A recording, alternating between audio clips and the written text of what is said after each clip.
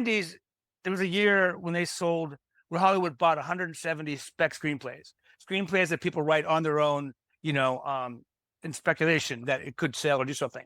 And last year, by the same source that gave me the 170, I think there were like 11 screenplays that sold from like, lucky writers winning the lottery. And screenwriting isn't necessarily a really practical, feasible in some way, profession to aim at. It's like it can be part of the equation, or it can be good training, but it's like, it used to be back in the 80s and 90s, spec scripts, and even people in Harvard would like come out to Hollywood because it's like they were selling spec scripts based on concepts, and it was like, ooh, gold mine or whatever. It was like a magical place. But now it's like it's kind of shut down. It's like franchises, reboots, right?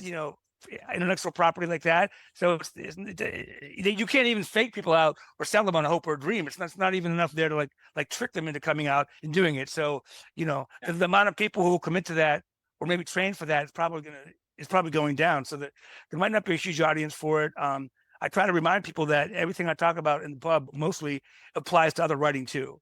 So I feel like some of it's, some of my strength is very, very specific, like going to screenwriting, but the principles will definitely help you in other kind of storytelling. Yeah, that was my next question for you about like how you can transfer those skills into other aspects of storytelling. So what was something that you learned from screenwriting that helped you in your writing on Medium? Because like, all right, you're very good at hitting the beats in your story. You're very good at like cutting the fat off the story, getting to the point, only leaving in like what's needed, what's good.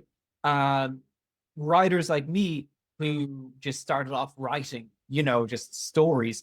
We maybe we're a little bit full of ourselves where I'm like, no, every word is important. Like every sentence is important.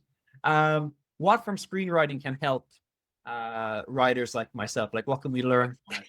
You can just play back the last 2 minutes. I think you answered it, maybe. But then actually, I'm playful. I'm being teasing. But like, okay, something I wrote in the how to write for the pub. I said, we want your words, but not about words.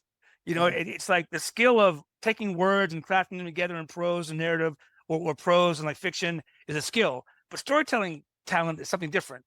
It's taking things of life and action and character and pushing them together to like tell a compelling story, to create conflict, move things forward. So it's like storytelling is a little bit different than writing. Millions of things in common, but I'm kind of like looking for people, like the Writers Co-op, and there are other places on Medium that talk about writing a novel or the prose and the words. But I like to focus more on the storytelling part of it. Like you said, cut everything out, be very efficient. The beats of the story as opposed to the words. So yeah, I feel like that is an approach I do in my writing, but also I'm trying to like, spread the love of that or show people why that's such a good kind of principle, Right. Because I just read somewhere something like screenwriting will show you your flaws in your writing very quickly, because you can't really bullshit. Because if like you bullshit, it's like, okay, that scene can be thrown away, or that's not relevant. That's 3 pages. That's nice. It's fun. Those characters are funny. Cut it. It doesn't do anything. It doesn't do anything. So I feel like the idea of momentum and clarity and of story beats and stuff, I think that's a good attitude to look at things. Sometimes people tease me because I'm like, get to the point. And I understand sometimes you want to massage the point or take your time, or that's part of like your voice. But like a lot of times, especially for like inexperienced writers, it's like you are taking 3 or 4 times as long as you need to get to the point. Right. Which takes away from the next point and the next point, which takes away from the whole narrative. So it's like a lot of times, I think I said this to you somewhat playfully sometimes, you can make your piece better with a red pen. Right. You take a lot of my notes, you cut stuff out, but like I find myself with like the good writers in our writers group, the very first thing is you can be more efficient.